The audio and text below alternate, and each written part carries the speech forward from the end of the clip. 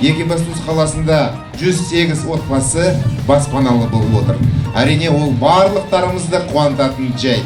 Соңғы 3 жылда 16 көпқабатты үй Екібастұз қаласында бой көтеріп жатыр. Соның ішінде 1260 отбасы баспаналы болып жатыр. Әрине, осы үлкен істің жалғасы болады деп мен сенімдемін.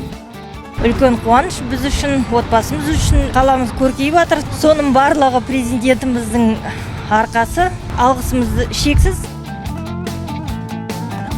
Балабақша 260 орындық қайта жаңарту жасалды. 12 топ болады. STEM лаборатория, робототехника, мультстудия, тәжірибелік алаң жұмыс жасайтын болады.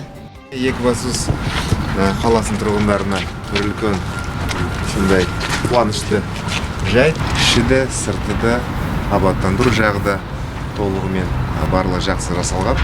Енді тек қана балаларға толу керек. Екібастұз является сердцем не только нашей области и всей страны, город шахтеров и энергетиков. И мы видим, как динамично развивается город. И сегодняшнее открытие автосалона Hyundai Екібастұз, который является третьим в нашей стране, говорит о значимости всех реформ.